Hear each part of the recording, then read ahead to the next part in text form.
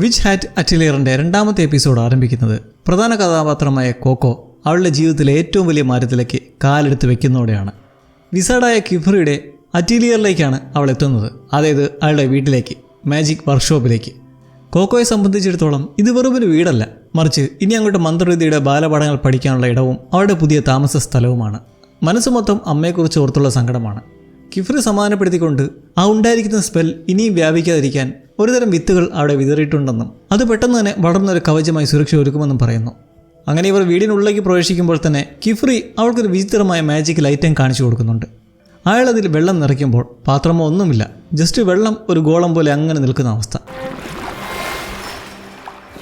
ഒന്ന് മുഖം കഴി ഫ്രഷാകാൻ പറഞ്ഞ് കിഫ്രി പോകുമ്പോൾ എന്നാൽ ഈ ഉപകരണം എങ്ങനെ പ്രവർത്തിക്കേണ്ടതെന്നോ അതിൻ്റെ ഉപയോഗം എന്താണെന്നോ കോക്കോയ്ക്ക് ഒട്ടും അറിയില്ലായിരുന്നു. കഴിഞ്ഞ എപ്പിസോഡിൽ അറിയാതെ ചെയ്തൊരു മന്ത്രം കാരണം തൻ്റെ അമ്മ കല്ലായിപ്പോയതിൻ്റെ ആഘാതം കോക്കോ ഇപ്പോഴും വേട്ടയാടുന്നുണ്ട്. അതുകൊണ്ട് തന്നെ തനിക്കറിഞ്ഞുകൂടാത്ത ഏതെങ്കിലും മാന്ത്രിക വസ്തുവിൽ തൊടാനോ അതുമായി ഇടപെടാനോ അവൾക്ക് വലിയ ഭയമായിരുന്നു. ഒരു ചെറിയ അബദ്ധം പോലും വലിയ അപകടം ഉണ്ടാക്കുമെന്ന് അവൾ ഇതിനോടകം തന്നെ മനസ്സിലാക്കി കഴിഞ്ഞു. കോക്കോ ആശയക്കുഴപ്പത്തിൽ നിൽക്കുമ്പോഴാണ് പിങ്ക് നിറത്തിലുള്ള മുടിയുള്ള ടെറ്റിയ എന്ന പെൺകുട്ടി അവിടേക്ക് വരുന്നത്. വളരെ ഊർജ്ജസ്വലയായിട്ടുള്ള സ്വഭാവമാണ് ടെറ്റിയുടേത്. ആ മാന്ത്രിക ഉപകരണത്തിനുള്ളിലെ വെള്ളം എങ്ങനെയാണ് ഉപയോഗിക്കേണ്ടതെന്ന് അവൾ കോക്കോയ്ക്ക് പഠിപ്പിച്ചു കൊടുക്കുന്നു. കോക്കോ നന്ദി പറഞ്ഞപ്പോൾ ടെറ്റിയെ വിചാരിച്ചതിലും അധികം സന്തോഷവതിയായി.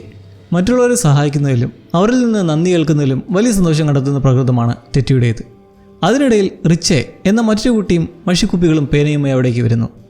റിച്ചയുടെ കയ്യിലുള്ള ആ സാധനങ്ങൾ കണ്ടപ്പോൾ തന്നെ അവൾ മന്ത്രവിദ്യ ചെയ്യാൻ തയ്യാറെടുക്കുകയാണെന്ന് കോക്കോയ്ക്ക് മനസ്സിലായി. ഈ ടെറ്റിയയും റിച്ചയും കിഫ്രിയുടെ ശിഷ്യരാണ്, മാജിക്ക് പഠിച്ചുകൊണ്ടിരിക്കുന്ന അപ്രൻറ്റീസുകൾ. എന്നാൽ ഈ കോക്കോയെക്കുറിച്ചോ അവളുടെ പശ്ചാത്തലത്തെക്കുറിച്ചോ അവർക്ക് അധികമൊന്നും അറിയില്ലായിരുന്നു. പരസ്പരം സംസാരിക്കാനിടയിൽ താൻ ഇന്നലെ വരെ ഒരു മാജിക്കും ചെയ്തിട്ടില്ലെന്നും തൻ്റെ ആദ്യത്തെ മന്ത്രം തൊട്ട് തലേ ദിവസമാണ് ചെയ്യുന്നതും കോക്കോ വെളിപ്പെടുത്തുന്നു. ഇത് കേട്ടതും അതുവരെ സന്തോഷകരമായിരുന്ന ആ അന്തരീക്ഷം ഡാർക്കാവുന്നു. കാരണം അവർ ഇതിനോടകം തന്നെ ആ നടന്ന സംഭവത്തെക്കുറിച്ച് അറിഞ്ഞിരുന്നു. ലോകത്തെ മുഴുവൻ മന്ത്രവാദികളും ചർച്ച ചെയ്യുന്ന വിലക്കപ്പെട്ട മന്ത്രം ഫോർബിഡൻ സ്പെൽ ചെയ്ത ആ കുട്ടി അപ്പോൾ ഇതാണെന്ന് അവർ ഞെട്ടലോടെ തിരിച്ചറിയുകയാണ്. മാന്ത്രിക ലോകത്ത് ഏറ്റവും വലിയ കുറ്റമായാണ് ഇത് കണക്കാക്കപ്പെടുന്നത്. ഈ സമയം കിഫ്രി അവിടേക്ക് തിരികെ എത്തി കുട്ടികളുടെ മുകളിലേക്ക് പോകാൻ നിർദ്ദേശിച്ച ശേഷം ആകെ തകർന്ന് അപ്സെറ്റായി ഒന്നും പിടികിട്ടാതിരിക്കുന്ന കോക്കോയെ ആശ്വസിപ്പിക്കുന്നു. കോക്കോയുടെ ഉള്ളിലെ പേടി മാറ്റാനായി അയാൾ മാന്ത്രിക ലോകത്തിൻ്റെ ചരിത്രത്തെക്കുറിച്ച് അവൾക്ക് വിശദീകരിച്ചു കൊടുക്കുകയാണ്. പണ്ടുകാലത്ത് ലോകത്തെ എല്ലാവർക്കും മന്ത്രവിദ്യ അറിയാമായിരുന്നു. എന്നാൽ അധികാരം ലഭിച്ചപ്പോൾ പലരും അത് തിന്മയ്ക്കായി ഉപയോഗിച്ചു. ലോകത്തെ നശിപ്പിക്കാൻ ശേഷിയുള്ള അപകടകരമായ മന്ത്രങ്ങൾ പലരും നിർമ്മിച്ചു. ഇത് വലിയ നാശത്തിന് കാരണമായി. ഇതൊഴിവാക്കാൻ ഒരു കൂട്ടം മന്ത്രവാദികൾ ഒത്തുചേർന്ന് ഒരു തീരുമാനമെടുത്തു. അവർ ബാക്കിയുള്ള മനുഷ്യരുടെ എല്ലാം ഓർമ്മകളിൽ നിന്ന് മന്ത്രവിദ്യയെക്കുറിച്ചുള്ള അറിവുകൾ മായ്ച്ചു കളഞ്ഞു. അങ്ങനെ മന്ത്രവിദ്യ എന്നത് ഒരു രഹസ്യമായി മാറി. അന്നു മുതൽ മന്ത്രവിദ്യ എന്നത് ഗുരുക്കന്മാരിൽ നിന്ന് ശിഷ്യന്മാരിലേക്ക് മാത്രം കൈമാറുന്ന ഒന്നായി മാറി. മറ്റുള്ളവരുടെ ജീവനെ ഭീഷണിയാകുന്ന മന്ത്രങ്ങളെല്ലാം അവർ നിരോധിച്ചു. ഇവയാണ് വിലക്കപ്പെട്ട മന്ത്രങ്ങൾ. ഇനി ചില നിബന്ധനകളെ പറ്റി പറഞ്ഞാൽ മനുഷ്യ ശരീരത്തിൽ പ്രയോഗിക്കുന്ന മന്ത്രങ്ങൾ കർശനമായി നിരോധിച്ചിരിക്കുന്നു. വസ്തുക്കളിലോ ഉപകരണങ്ങളിലോ മാത്രമേ മന്ത്രങ്ങൾ പ്രയോഗിക്കാൻ പാടുള്ളൂ. ടെലിപോർട്ടേഷൻ, രൂപമാറൽ ഉൾപ്പെടെയുള്ള വിവിധ മാന്ത്രിക വിദ്യകളും അതിൻ്റെ നിയന്ത്രണങ്ങളെക്കുറിച്ചും കിഫ്രി അവൾക്ക് വിവരിച്ചു കൊടുക്കുന്നു. അങ്ങനെ മാജിക് വേൾഡിൻ്റെ ചരിത്രവും നിയമങ്ങളും വിശദീകരിച്ച ശേഷം കിഫ്രി കോക്കോയെ ആ വീട്ടിലെ ഏറ്റവും അത്ഭുതകരമായ ഒരു ഭാഗത്തേക്ക് കൊണ്ടുപോവുകയാണ്. അവിടെ ഒരു പ്രത്യേക ജാലകമുണ്ട്. അത് വെറുമൊരു വിൻഡോ അല്ല, മറിച്ച് ലോകത്തിൻ്റെ വിവിധ ഭാഗങ്ങളിലേക്ക് ഉടൻ എത്തിച്ചേരാൻ സഹായിക്കുന്ന ഒരു മാന്ത്രിക കവാടമാണ്.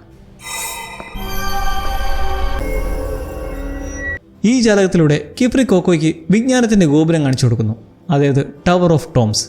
മാന്ത്രിക വിദ്യയുമായി ബന്ധപ്പെട്ട ലോകത്തിലെ എല്ലാ പുസ്തകങ്ങളുടെയും പകർപ്പുകൾ സൂക്ഷിച്ചിരിക്കുന്ന അതീവ സുരക്ഷയുള്ള ഇടമാണ് ടവർ ഓഫ് ടോംസ്. മന്ത്രവിദ്യയെക്കുറിച്ചുള്ള അറിവ് നശിച്ചു പോകാതിരിക്കാൻ എല്ലാ ഗ്രന്ഥങ്ങളും അവിടെ ഡ്യൂപ്ലിക്കേറ്റ് ചെയ്ത് സൂക്ഷിച്ചിരിക്കുന്നു. ഈ ലോകത്തുണ്ടായിക്കൊണ്ടിരിക്കുന്ന ഓരോ മാന്ത്രിക വിദ്യയും അവിടെ പതിയുമെന്ന് പറയുന്ന കേട്ട് കോക്കോ വെപ്രാളത്തിൽ തൻ്റെ അമ്മയെ പഴയ രൂപത്തിലാക്കാൻ ആവശ്യമായ മന്ത്രം ഒരുപക്ഷെ ആ ഗോപുരത്തിൽ ഏതെങ്കിലും പുസ്തകത്തിൽ ഉണ്ടാകില്ലെന്ന് ആരായുന്നു. തീർച്ചയായും കാണും, എന്നാൽ അവിടെ പ്രവേശിക്കുക എന്നത് അത്ര എളുപ്പമല്ല. സുരക്ഷാ വലയത്തിനായി ഭീകരജീവി ഉൾപ്പെടെ പല സംവിധാനങ്ങളുമുണ്ട്. അതുകൊണ്ട് കഠിനമായൊരു പരീക്ഷണം കടന്നു പോയാലേ അവിടേക്ക് എത്തിച്ചേരാനാകൂ. അങ്ങനെ ഇതെല്ലാം കേൾക്കുന്ന കോക്കോയുടെ ജീവിതത്തിലെ പുതിയ ലക്ഷ്യം ആ ടവർ ഓഫ് ടോംസായി മാറുന്നു. വീട് മുഴുവൻ ചുറ്റിക്കാണിച്ച ശേഷം കിഫ്രി കോക്കോയെ അവളുടെ കിടപ്പുമുറിയിലേക്ക് കൊണ്ടുപോകുന്നു. അവിടെ അവൾക്കൊരു കൂട്ടുണ്ട്, അഗോത്ത്. കിഫ്രിയുടെ മറ്റൊരു പ്രധാന ശിഷ്യയാണ് അഗോത്ത്. അവളെ അവിടെ ആക്കി പോയ ശേഷം കിഫ്രി തൻ്റെ വാച്ചിലൂടെ ആരോട് സംസാരിക്കുന്നുണ്ട്, കോക്കോയുടെ മാനസികാവസ്ഥയെക്കുറിച്ചും അവളെങ്ങനെ ഈ പുതിയ സാഹചര്യങ്ങളോട് പൊരുത്തപ്പെടുന്നു എന്നതിനെക്കുറിച്ചൊക്കെ അപ്ഡേറ്റ് ചെയ്തുകൊണ്ട്. മുറിയിൽ കോക്കോ വൈകാതെ അഗോത്തിനെ പരിചയപ്പെടുന്നു. എന്നാൽ ടെറ്റിയെപ്പോലെ സൗഹൃദപരമായല്ല അഗോത്തിൻ്റെ പെരുമാറ്റം, വളരെ കർക്കശമായും പരുഷവും. അഗോത്തിൻ്റെ അഭിപ്രായത്തിൽ മന്ത്രവിദ്യ എന്നത് പാരമ്പര്യമായും കഠിനാധ്വാനത്തിലൂടെയും നേടേണ്ട ഒന്നാണ്. തങ്ങളെപ്പോലുള്ളവർ ജനനം മുതൽ എത്രയോ പരീക്ഷകൾ പാസ്സായാണ് ഈ നിലയിലേക്ക് എത്തിയതെന്നും അതുകൊണ്ട് തന്നെ പുറത്തു നിന്ന് വന്ന ഒരാൾക്ക് പെട്ടെന്നൊരു മന്ത്രവാദിയാകാൻ കഴിയില്ലെന്നും അവൾ കോക്കോയെ ഓർമ്മിപ്പിക്കുന്നു. കോക്കോയെ അങ്ങനെ അംഗീകരിക്കാൻ അഗോത്ത് തയ്യാറല്ല. ഫോർബിഡൻ സ്പെല്ലിലൂടെ അമ്മയെ നഷ്ടപ്പെടുത്തി, ഇനി അവരെ തിരിച്ചു കിട്ടുമോ എന്ന് ചോദിക്കവേ കോക്കോ സങ്കടപ്പെട്ട് നിൽക്കുമ്പോഴാണ് ടെറ്റിയെയും റിച്ചയും വരുന്നത്. അത്താഴത്തിന് സമയമായെന്നും ഇന്ന് പുതിയ ആൾ വന്നതുകൊണ്ട് സ്പെഷ്യൽ ഡിന്നറാണെന്ന സന്തോഷത്തിൽ ഇരുവരും കോക്കോയെ കൂട്ടിക്കൊണ്ടു പോകുന്നു. എന്നാൽ സ്പെഷ്യൽ അല്ലെങ്കിലും കിഫ്രിയുടെ കൈപ്പുണ്യമേറിയ രുചിയേറും ഭക്ഷണം മൂവരും ഇരുന്ന് കഴിച്ചു. പക്ഷെ അഗോത്ത് മാത്രം എത്താതെ മുറിയിൽ തന്നെ ഇരുന്നു. എന്താ അവളുടെ ഒരു ഗൗരവം നോക്കണേ. അടുത്ത ദിവസം രാവിലെ കിഫ്രി കോക്കോയെ മാന്ത്രിക ചിഹ്നങ്ങളെക്കുറിച്ച്, സിജിൽസ് ആൻഡ് സിമ്പിൾസിനെ കുറിച്ച് പഠിപ്പിക്കാൻ തുടങ്ങുന്നു. മന്ത്രവിദ്യ എന്നത് വെറും വാക്കുകളല്ല, മറിച്ച് കൃത്യമായ അളവിലും രൂപത്തിലുമുള്ള വരകളാണെന്ന് അയാൾ കാണിച്ചു കൊടുക്കുന്നു. ഓരോ മന്ത്രത്തിനും വ്യത്യസ്തമായ ചിഹ്നങ്ങളും എലമെൻസും ആവശ്യമാണ്.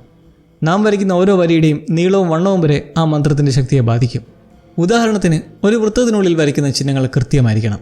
ഏറ്റവും നടുക്ക് വരയ്ക്കേണ്ടത് സിജിലാണ്. വെള്ളം, അഗ്നി, കാറ്റ്, പ്രകാശം എന്നിങ്ങനെ. അതിനു ചുറ്റുമായി കുറേ സൈനുകളുണ്ടാവും. ഒടുക്കം ഇതിനെയെല്ലാം ചുറ്റി ഒരു സർക്കിൾ വരയ്ക്കുക. എങ്കിൽ മാത്രമേ മന്ത്രം ഉദ്ദേശിച്ച ഫലം നൽകുകയുള്ളൂ. അങ്ങനെ കിഫ്രിയുടെ നിർദ്ദേശപ്രകാരം കോക്കോ ഒരു മാന്ത്രിക ചിഹ്നം വരയ്ക്കാൻ ശ്രമിക്കുകയാണ്. എന്നാൽ മുന്നൊരിക്കൽ ചെയ്ത പോലെ തന്നെ സർക്കിൾ കംപ്ലീറ്റ് അല്ല. കിഫ്രി പറയുന്നതിനെ തുടർന്ന് ആ സർക്കിൾ ക്ലോസ് ചെയ്യുന്നതും സംഭവിക്കുന്നതോ